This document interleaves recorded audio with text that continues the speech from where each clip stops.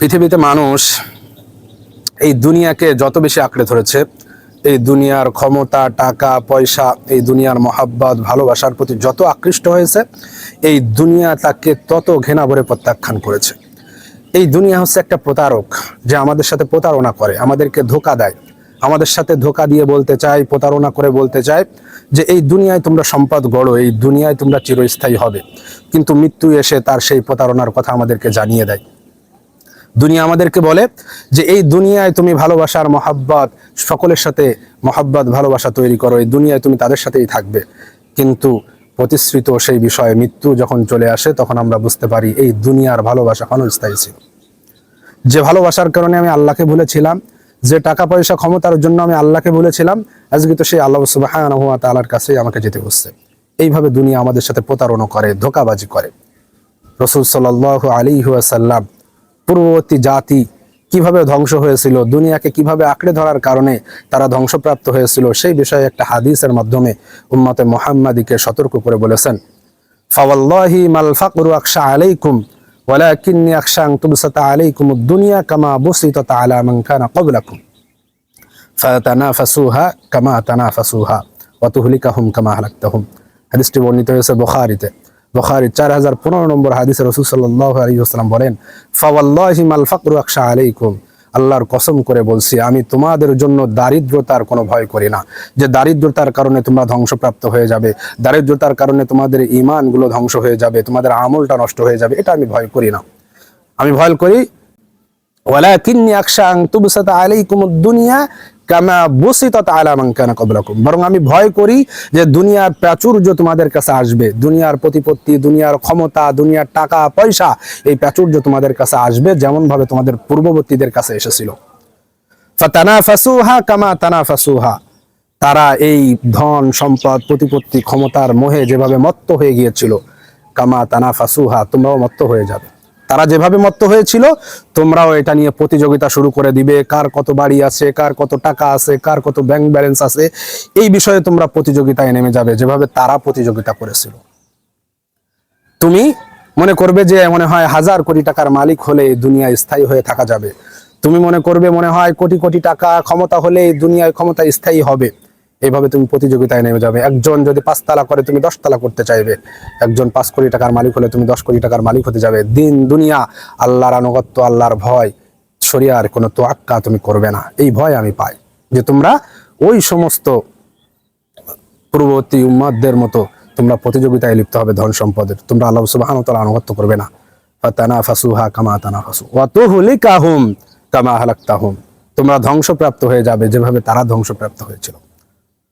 আল্লাহ রাসূল সাল্লাল্লাহু আলাইহি ওয়াসাল্লাম এখানে আমাদেরকে সতর্ক করে দিয়ে বলছেন যে এই দুনিয়া তোমাদেরকে ধ্বংস করে দেবে। এই দুনিয়ার মোহ, এই দুনিয়ার টাকা পয়সা, এই দুনিয়ার ক্ষমতা, যে ক্ষমতা আল্লাহর আনুগত্য ছাড়া এসেছে, যে টাকা পয়সা আল্লাহর আনুগত্য ছাড়া এসেছে, এগুলো তোমাদেরকে ধ্বংস করে দেবে।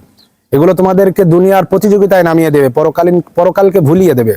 আপনি দেখবেন যে যারা দুনিয়া নিয়ে সবসময় ব্যস্ত থাকে তাদের পরকাল ক্ষতিগ্রস্ত হয়, আর যারা পরকালের চিন্তায় থাকে তাদের দুনিয়া ক্ষতিগ্রস্ত হয়। কিন্তু দুনিয়া যদি তোমার ক্ষতিগ্রস্ত হয়, পরকালটা যদি তোমার ভালো থাকে, এই দুনিয়ার জীবন কতদিনের? এই দুনিয়া তো শেষ হয়ে যাবে। এই দুনিয়া তো আজ আছে কাল নেই, আপনি যে কোনো সময় মৃত্যুবরণ করতে পারেন, পরকালীন জীবনে চলে যেতে পারেন। এই দুনিয়া ধ্বংসশীল, এই দুনিয়া ধ্বংস হয়ে যাবেই যাবে, এটা নিশ্চিত। আপনার জীবন শেষ হবেই হবে। এই যে দেখছেন না আপনার সামনে, ওই যে গতকালকে একজন মারা গেল, জানাজা পড়লেন, তার আগে একদিন মাইকে শুনলেন যে অমুক মারা গিয়েছে, অমুক সময় জানাজা। এইভাবে আপনার নামেও এলান করা হবে, আমার নামেও এলান করা হবে। সেজন্য আপনি প্রতিযোগিতা করবেন পরকালীন যে জীবনটা আপনার স্থায়ী হবে, কিন্তু আপনাকে এই দুনিয়ার ক্ষমতা, মোহ, টাকা পয়সা, এই প্রতিযোগিতা করতে আপনাকে বাধ্য করবে, প্রতারণা করবে আপনার সাথে। এই দুনিয়া হচ্ছে প্রতারক, আর সেই প্রতারকের খপ্পরে পড়ে তুমি ধ্বংস হচ্ছ।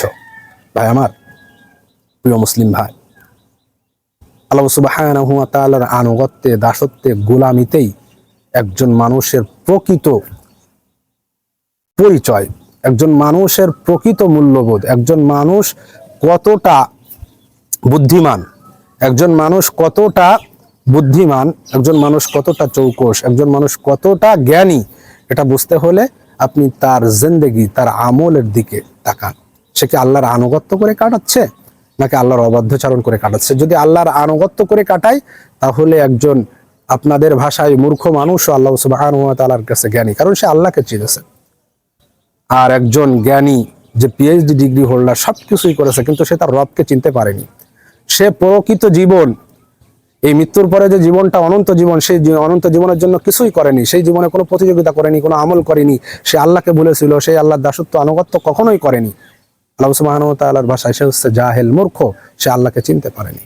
আল্লাহ সুবহানাহু ওয়া তাআলার নিয়ামত পেয়েও প্রত্যাখ্যান করেছে, যে দুনিয়া তাকে প্রতারণা করবে, ধোঁকা দিচ্ছে, সেই দুনিয়াকে সে আঁকড়ে ধরছে। এই দুনিয়াকে যত বেশি মানুষ আঁকড়ে ধরে, এই দুনিয়া তত তাকে প্রত্যাখ্যান করে, কারণ দুনিয়া প্রতারক, প্রতারণা করে। এই দুনিয়াতে কত রাজা বাদশাহ ছিল, কত ক্ষমতাধর ব্যক্তি ছিল, এই দুনিয়া তাদেরকে মনে রাখেনি। আপনি কতজন রাজা বাদশার নাম জানেন, কতজন ক্ষমতাধর ব্যক্তির নাম জানেন, কিন্তু এই দুনিয়া আল্লাহর কিছু নগণ্য গোলাম, আল্লাহ সুবহানাহু ওয়া তাআলার কিছু দরিদ্র গোলামদেরকে মনে রেখেছে। আবু হুরায়রা রাদিয়াল্লাহু তাআলা আনহু, আবু বকর রাদিয়াল্লাহু তাআলা আনহু, জুলাইবিব রাদিয়াল্লাহু তাআলা আনহু একেবারে দরিদ্র মানুষ ছিলেন। আজকে আমরা তাদেরকে আমাদের নিজেদের মডেল মনে করে আমরা আনন্দিত হই।